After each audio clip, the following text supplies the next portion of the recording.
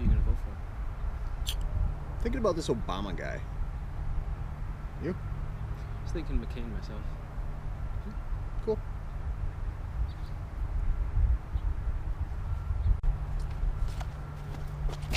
How's it going, EJ? What's up, John?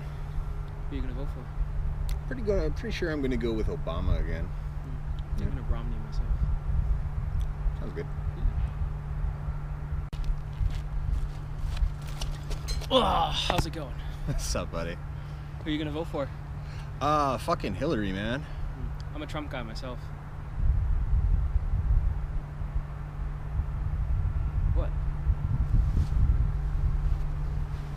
Yeah! That might hit a little close to home for some people. Yep. So, hey, everybody, I'm back, and after this most recent Gong show, I feel it's about time. So, unless you've been living under a rock, you know that Trump won the election. Also, unless you've been living under a rock, you've noticed that disaffected Democratic voters have been expressing their rage over that having happened. Now, thankfully, the vast majority of Hillary voters, while probably disappointed, are willing to give the guy a chance despite their criticisms. And others have been taking to the streets, protesting peacefully in most areas, but in some they've been taking to violence, destroying the very cities they live in, which ironically tend to be in areas which largely did not vote for Trump. Oops. Others have been showing off their mad spelling skills. Sorry, guy, but if you can't even spell fascism, you don't have any clue about what it is. You're just there for a cheap thrill as far as I'm concerned. Or you're a troll. I've seen videos of people being beaten. One idiot proving his intelligence by taking what appears to be a metal freaking bat to a transformer in the middle of a crowd of people in the rain and graffiti all over the place saying, "Die white people." I just want to point out that somebody consciously spray painted this. And yet all the news we'll talk about is this, which, in my opinion, actually, having talked to some Trump voters, seems to be more of a projection of what a Democrat's worst fears about them would be. Now, I'm certain that there is an element of pro-white ideology present within Trump's voters. I've spoken to them myself. But it's also important to note that unless there's some dumbass, drunk 23-year-old who more often than not in the grand scheme of things has no actual power over anyone else and is probably just trying to be an edgelord, this too might just be another troll.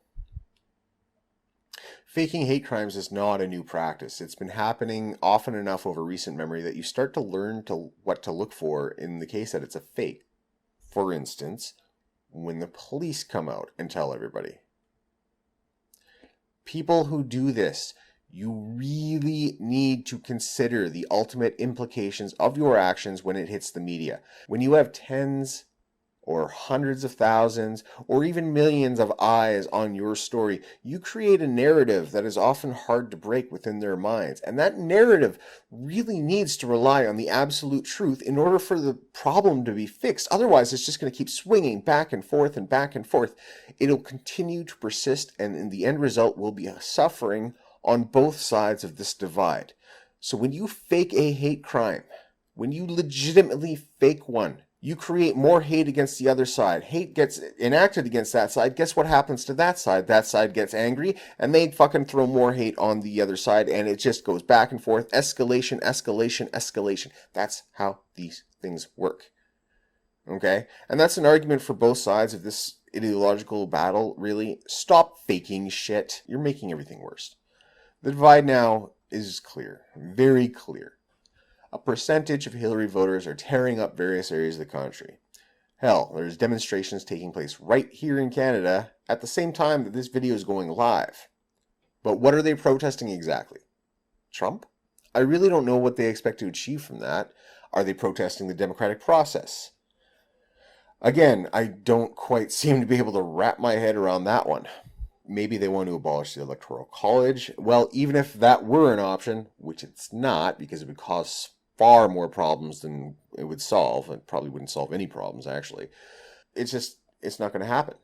Now, if they're calling for Trump to be impeached, well, A, he's not president yet, and B, even if he were to be impeached, that would put Pence in the Oval Office, you know? And then you'd have to impeach him, and then so that would put Paul Ryan in the Oval Office, and then you'd have to impeach him, and then after Paul Ryan, Ben Carson, and then another Republican, just going all the way down the line. That just doesn't make sense. No matter what, America is stuck with a Republican in office for the next 4 years at least. This is not something new. We survived 8 years under Bush, and before him we had Papa Bush and Reagan. We survived during these years, and people thought Reagan was going to end the world too. An actor in the White House? Never. He'll destroy everything. He turned out to be actually pretty decent.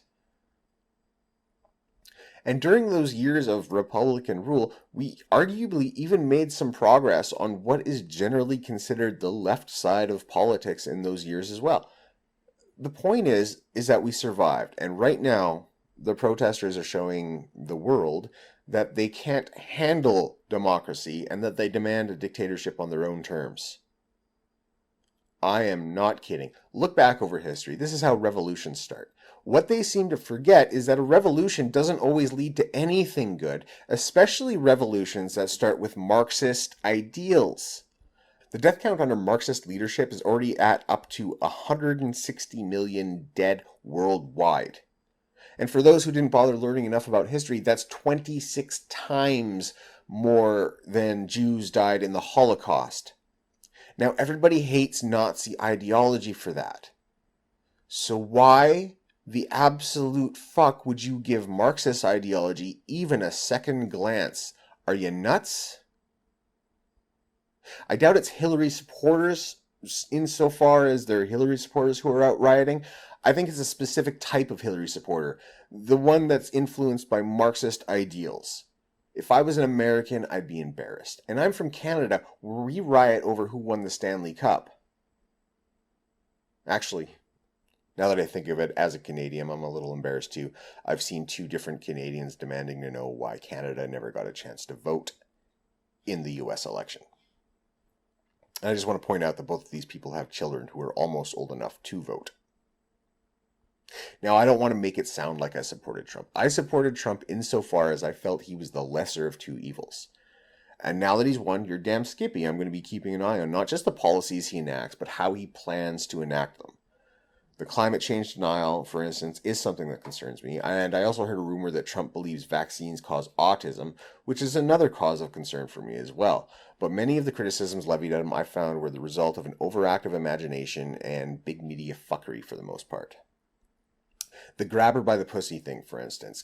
I can safely say most of my friends are women, and I've heard more offensive stuff come out of their mouths over coffee in a mixed gender room. And maybe Trump's a womanizer, but name a president that you know for a fact wasn't. Maybe he is a little sexist, but again, why does that matter in his battle against the Trans-Pacific Partnership, or his policies on illegal immigration, or inner-city revitalization? Or calling the racist card. Now, it could be possible that I missed the speech where he assured everybody that he was going to gas the Jews, burn the Mexicans alive at the stake, and deport anyone not white. But all the times I've heard him mention minorities, it was in the context of immigration, terrorism, or actually doing something to help them. Particularly in the case of the LGBT community. And I'd even be willing to suggest he was a better supporter of LGBT citizens than Hillary. And for what it's worth, I don't think it's an act. Unless, of course, that act started out in the 90s, which is where I remember him supporting it. Now, I am concerned about how he views science. I am concerned about how he plans to implement the new libel laws he's been threatening the media with, which kind of makes sense when you think about how the media has been treating him. Is he going to block the media from reporting the truth, or is he just wanting them to actually admit when they get something wrong instead of just rolling with it? As is the current practice in far too much of the media, such as the situation which led to Gamergate. Vilification of innocence by the media is not a new thing, and it very much is dangerous. But preventing the media from reporting on real things because powerful people are involved, that concept is frightening, since it's pretty much what we already do. Anyways, what I want to say is, congratulations on your new president-elect America. To those that supported him, congratulations on the big sigh of relief that you got. And to those that hate him, instead of jumping the shark and playing into the fear-mongering, why not do what I plan to do? Watch him like a hawk. Criticize his actions. Hold him accountable if and when he does something wrong, instead of letting your imaginations run wild about what he might do wrong. Because I'm willing to bet that 90% of your concerns are without merit, especially considering he's not even in office yet. Finally, I do want to say this. It's clear that this election has highlighted a scary and sometimes violent divide, not just in America, but all across the Western world. I've seen friends breaking off contact with one another. I've seen parents disowning their children and children refusing to speak to their parents. I've seen families torn apart and social groups broken into pieces. And that's just here in Canada. I can only imagine how things are going in the States right now. So above all else, remember that a president is only ever temporary. He's not going to eliminate term limits so that he becomes president for life. In fact, I think he wants to introduce more term limits and more checks and balances to the American political system, which, whether you are on the left or right, is probably a good thing. And remember, the left cannot survive without the right to rein it in when it goes too far too fast. And the right cannot continue to move forward without the left to pull it along. The political binary works so well because it is symbiotic. It's amorphous. It changes, even in individuals. In the most literal sense, the left and right need each other for the good of the whole. Sometimes in order to see the big picture, you got to step out of the frame.